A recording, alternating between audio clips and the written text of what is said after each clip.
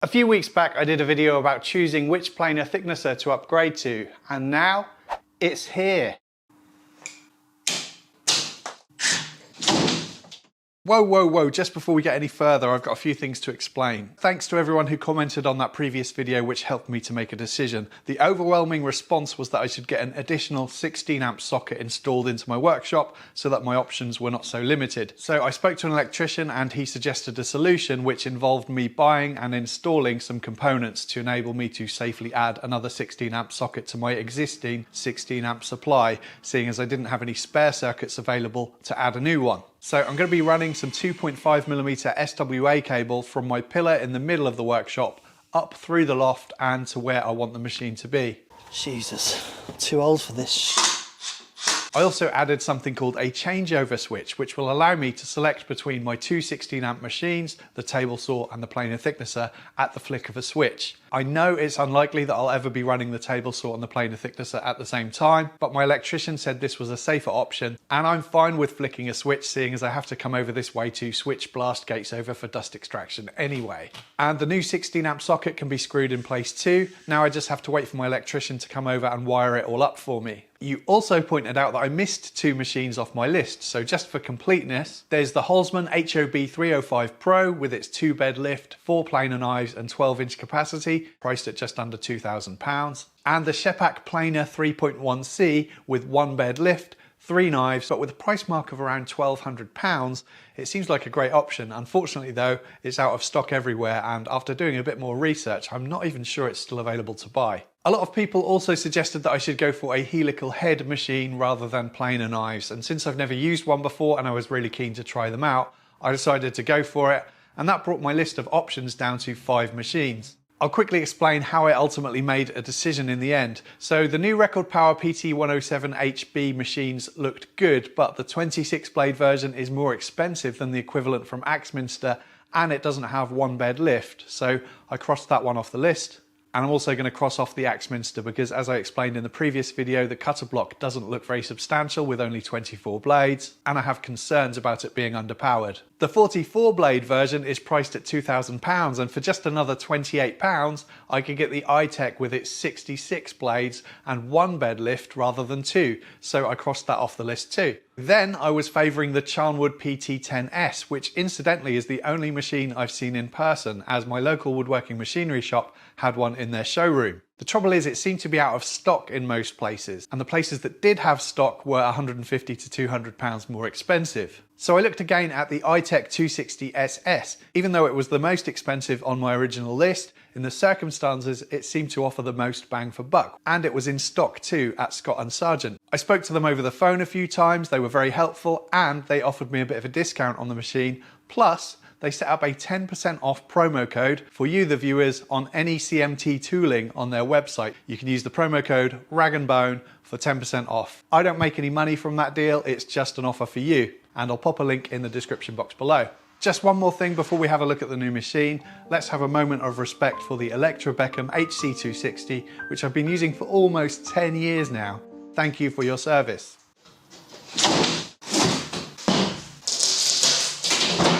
Free plywood.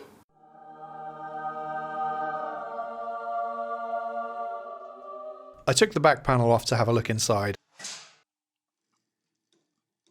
This chunky shaft at the bottom is what lifts the thicknesser bed, and on the right is the 2 kilowatt motor.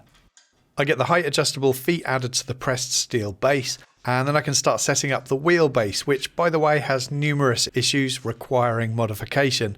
Honestly, I could have made a wheelbase in the time it took faffing around getting this thing to work and lifting the machine on and off multiple times. I'm glad I didn't pay for it. Scott & Sargent kindly, or unkindly depending on how you look at it, included this for free.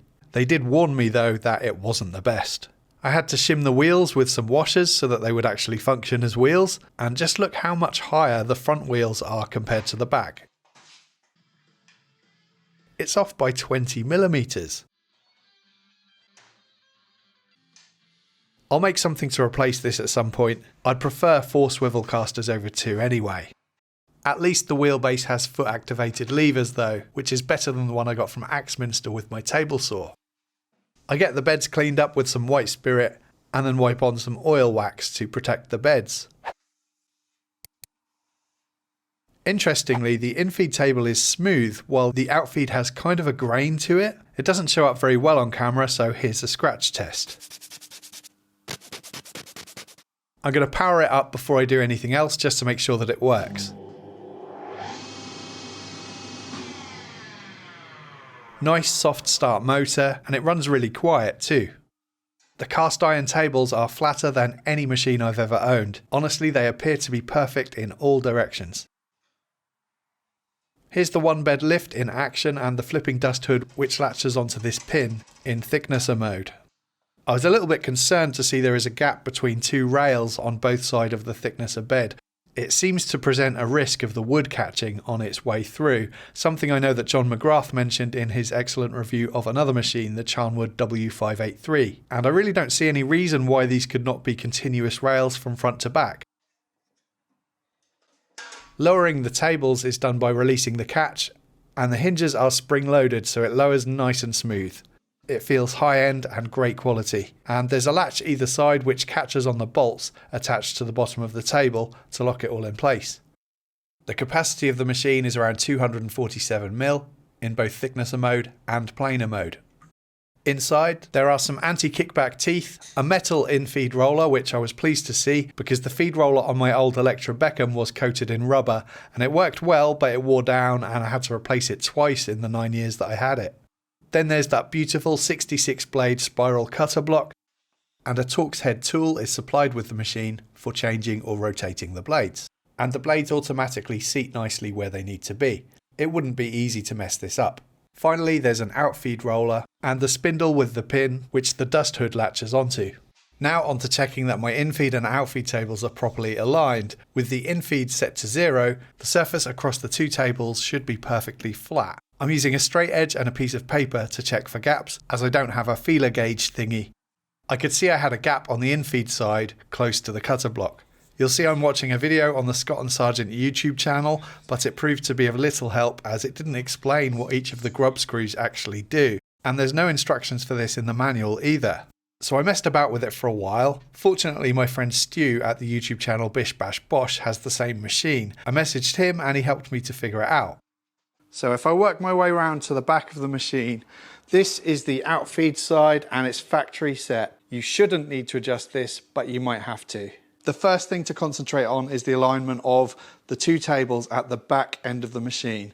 Forget about the front for now. You're going to want a perfectly straight edge on a piece of wood to put on the outfeed table, and if I rotate the cutter block, you're going to want to see it move. And on my machine, that was working fine. Next, still at the back of the machine, you're going to want to align your infeed table with your outfeed table. And to do that, you've got 6 grub screws to adjust. 2 at the top here, 2 at the back, and 2 underneath. I didn't know about those 2 underneath until Stu at Bish Bash Bosh pointed them out to me, and they're extremely important. The first thing you're going to want to do is loosen these 2 at the back. Then, rotating the grub screw on the right clockwise lowers the right hand side of the table, and rotating the grub screw on the left lowers the left hand side of the table. So if I turn it clockwise, the left hand side of the bed drops, and if I turn it anti-clockwise, it lifts. If you find there's not quite enough adjustment, which is the situation that I had, I needed to lower this side slightly more than this grub screw would allow me to. That's when the grub screws underneath come in useful, because I could loosen that one and that allowed me to lower this side even more.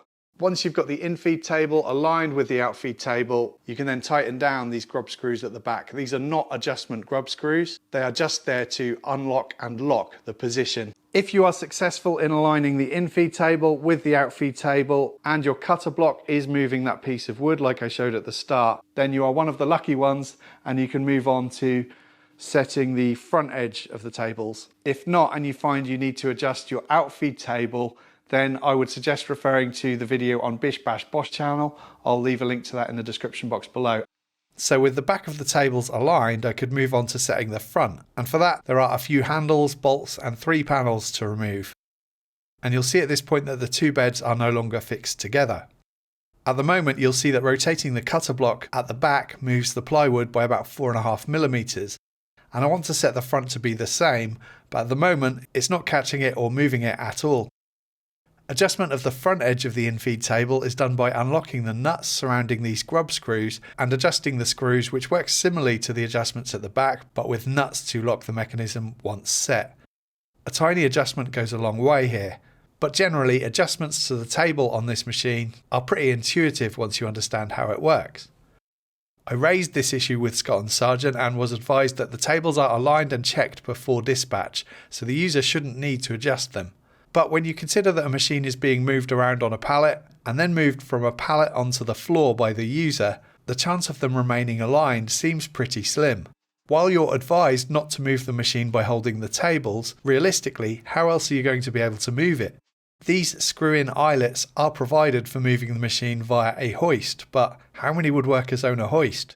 With my tables now perfectly aligned, I've just got to hope that fitting these extra fence components doesn't affect that. More on that shortly. The fence is heavy and substantial and it dovetails into the bracket at the back. At first I couldn't get it to fit, but then I realised that whoever had fitted this locking plate had fitted it the wrong way around. After spinning it, the locking mechanism works well. The fence that comes with this machine often gets criticised, but when I consider what I'm upgrading from, the fence on my old machine left a lot to be desired, so this fence is actually a big upgrade for me. The end caps allow the fence to seat at a perfect 45, and it's pretty easy to set to 92. The cutter block guard fits to the end of the cast iron outfeed table with 2 bolts, and the blade guard slides into the bracket on the arm. The knob at the back is for height adjustment and that works really well. And there's a lever with a cam mechanism enabling the guard to be locked in position or out of the way. Unfortunately, fitting the fence mounting bracket did affect the alignment of the tables, so I had to go through the setup process again, but once you know what you're doing, it's pretty quick and easy. Right, I think we're finally set up and ready to make a cut. And you can see that I've hooked it up to my dust extraction cabinet. There's enough flexible hose here so that the dust hood can pivot in thicknesser mode.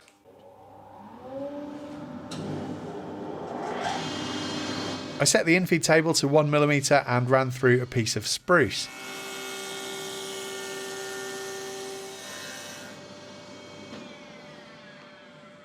The finish it left was exceptional. Next I'll try a piece of oak.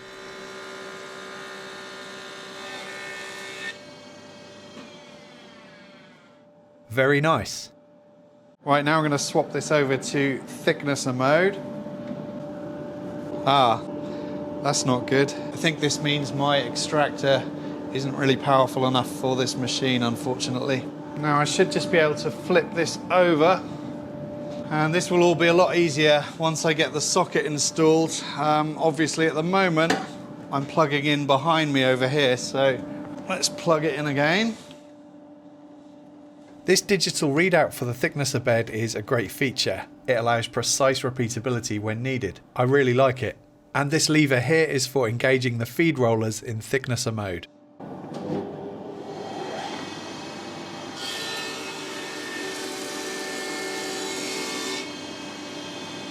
This is after a 1mm pass, and I thought I'd really try and push the machine. So next I'm going to do a 3mm pass, which I would never do normally, but I want to see how the motor copes with it.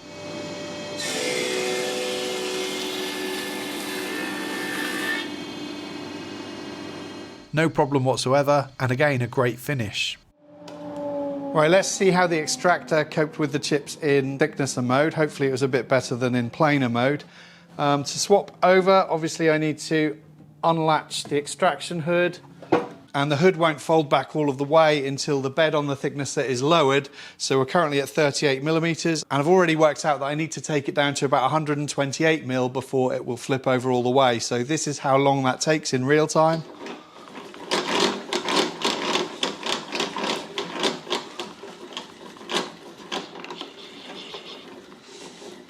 Honestly, it's not too bad.